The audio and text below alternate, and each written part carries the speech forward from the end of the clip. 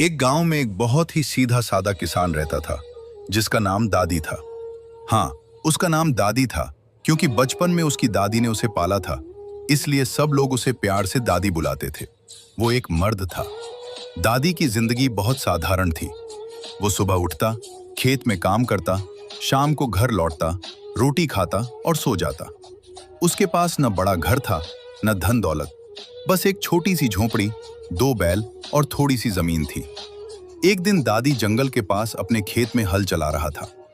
अचानक उसने एक पुराने पेड़ के नीचे मिट्टी से ढका हुआ सोने का एक मटका देखा।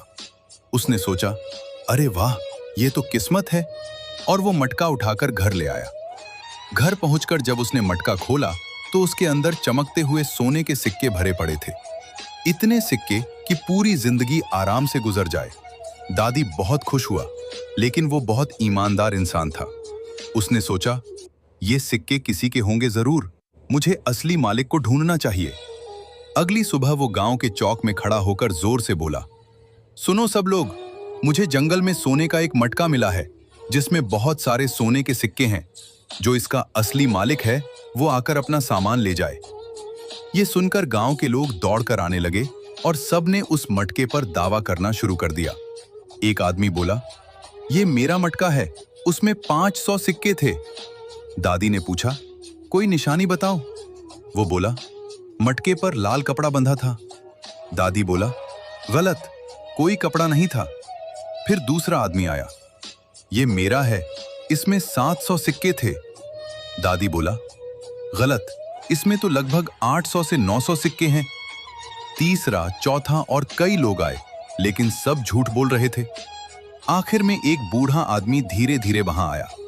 वो कुछ देर चुप रहा, फिर बोला, बेटा, मैं जानता हूं ये मटका मेरा नहीं है। मैं एक गरीब आदमी हूं, सोने का सपना भी नहीं देखता, पर मैं इतना जरूर कह सकता हूं कि जो चीज ईमानदारी से मिले वही असली सुख देती है। तुम इसे अपने पास रख लो, शायद ये तुम्हें ही मिलना था।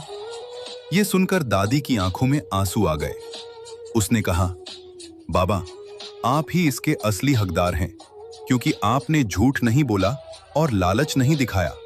आपने ईमानदारी चुनी है। बूढ़े आदमी ने बहुत मना किया, लेकिन दादी ने जबरदस्ती मटका उसके हाथ में दे दिया। बूढ़े ने दुआ दी, भगवान तुम्हारी ईमानदारी को हमेशा बरकत दे बेटा।